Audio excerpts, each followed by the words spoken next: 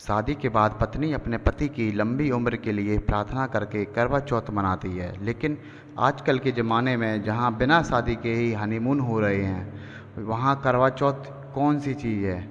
आजकल के बच्चे बहुत स्मार्ट हैं। रोहित तो बहुत ही ज़्यादा होशियार है और ऊपर से उसका बाप अमीर भी है। इसलिए स्कूल में उसका रौब चलता है। उसके आगे पीछे हमेशा दो तीन लड़के घूमते रहते हैं और रोहित उन्हें हुक्म करता रहता। रोहित, अरे आकाश, मेरे लिए बाहर से आइसक्रीम ला जरा। रोहित के कहने पर आकाश स्कूल के बाहर से आइसक्रीम लाता तो है, लेकिन लाते लाते आइसक्रीम पिघल चुकी होती है। इसलिए रोहित बहुत गुस्सा हो जाता है। रोहित, आइसक्रीम पिघल क्यों गई? लालच है तुझ पर, एक काम ठीक से नहीं कर सकता तू? ये बोलकर रोहित ने आकाश को थप्पड़ मारा। रोहित ऐसे ही सब पर अपना रौब जमाता है, सिवाय नेहा के। नेहा इस क्लास की फर्स्ट गर्ल है और वो रोहित को भाव ही नहीं देती। नेहा की सहेली, यार नेहा, रोहित तो दिन ब दिन हैंडसम होता जा रहा है। काश वो मेरा बॉयफ्रेंड होता। नेहा, क्या हमेशा रोहित रोहित करती रहती है? क्या दिखता है तुझे उस रोहित में, लफंगा कहीं का? नेहा की सहेली, अरे जाने मन, मुझे रोहित में जो दिखता है तुझे भी दिखेगा, बस तू ठीक से देखती नहीं है। एक बार प्यार हो जाएगा ना तो तू भी मेरी तरह रोहित के लिए करवा चौथ का व्रत रखेगी। नेहा, मुझे कोई ज़रूरत नहीं है। मैं स्कूल से पढ़ाई करने के लिए आती हूँ। मुझे पढ़ाई करके नौकरी करनी है। परिवार को गरीबी से मुक्त करना है। नेहा के नेहा के माता पिता बहुत गरीब थे, इसलिए नेहा मन लगाकर पढ़ाई करती थी। उसी क्लास में एक और गरीब लड़का पढ़ता था, उसका नाम लोकेश था। लोकेश नेहा से प्यार तो करता था, लेकिन वो कभी नेहा को ये बात बोल नहीं पाया। वो डरता था नेहा से। ऐसे ही हर रोज़ सुबह से शाम तक क्लास में कुछ ना कुछ होता रहता था। लेकिन एक दिन ऐसा कुछ हुआ जिससे नेहा की पूरी ज़िंदगी बदल गई। स्कूल में मोबाइल फ़ोन लाना मना था, लेकिन रोहित किसका सुनने वाला था। वो हर रोज़ क्लास में फ़ोन लाता था और इस बात से नेहा परेशान हो गई। नेहा क्लास की मॉनिटर थी। उसने ये बात टीचर को बता दी। नेहा, टीचर, क्लास में मोबाइल फ़ोन लाना मना है, लेकिन रोहित हर रोज़ मोबाइल लाता है और सबको दिखाता है। वो सबको परेशान करता है। टीचर टीचर गुस्सा हो गई। टीचर, रोहित, तुम अमीर बाप के बेटे हो, इसका मतलब ये नहीं कि तुम कुछ भी करोगे। अगली बार ऐसा हुआ तो तुम्हें स्कूल से निकाल दिया जाएगा। टीचर रोहित का मोबाइल लेकर चले गए। रोहित मन ही मन बहुत गुस्सा हो गया। आकाश ने रोहित से कहा, रोहित, इस नेहा का कुछ करना पड़ेगा, इसकी एक्सीडेंट करवा देते हैं। रोहित, नहीं, मैं नेहा के साथ उससे भी बदतर करने वाला हूँ। मैं इसे अपने प्यार के जाल में फंसाऊंगा और उसके बाद हाँ हाँ हाँ। रोहित ने पूरा प्लान बना लिया था। क्लास के बाद लोकेश नेहा के पास गया और कहा, लोकेश, नेहा, तुमने बिल्कुल सही काम किया है, लेकिन उस रोहित से बच के रहना। मैं तुम्हें घर छोड़ दूँ? नेहा, नहीं, मैं अकेली जा सकती हूँ। नेहा चली गई। नेहा गुस्से वाली थी और वो किसी भी लड़के से बात नहीं करती थी। रास्ते में नेहा के सामने अचानक से रोहित आ गया। नेहा डर गई।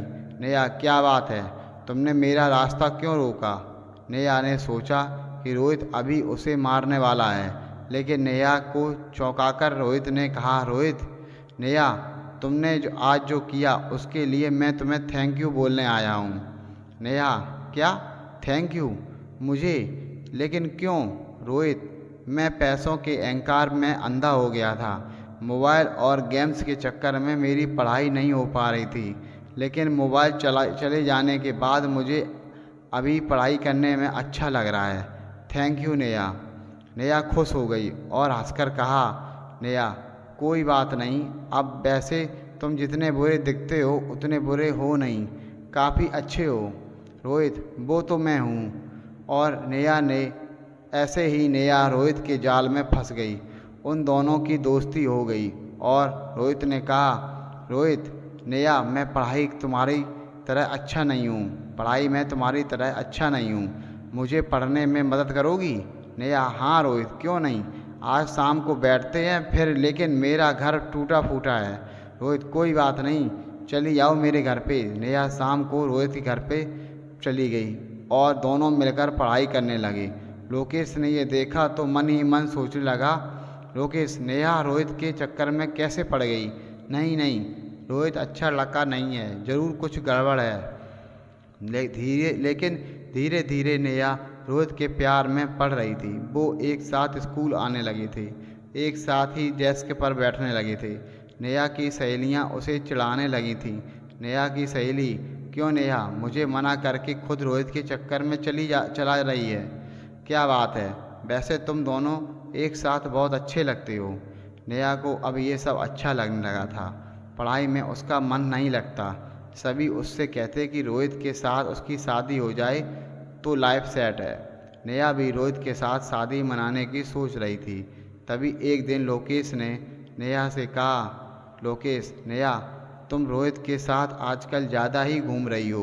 वो लड़का अच्छा नहीं है, तुम उससे दूर रहो। नेहा, तुम कौन होते हो मुझे मना करने वाले, अब भागो यहाँ से। नेहा प्यार में थी, उसने लोकेश की बात ही नहीं सुनी। दो दिन बाद करवा चौथ था। रात को नेहा रोहित के साथ कमरे के अंदर बैठकर पढ़ाई कर रही थी। तभी रोहित ने बत्ती बुझा दी। नेहा, ये क्या रोहित, तुमने बत्ती क्यों बुझा दी। रोहित, बत्ती की ज़रूरत नहीं है, मैं तो तुम्हारी आँखों की रोशनी में पढ़ सकता हूँ। दोनों ने एक साथ रात बिताई।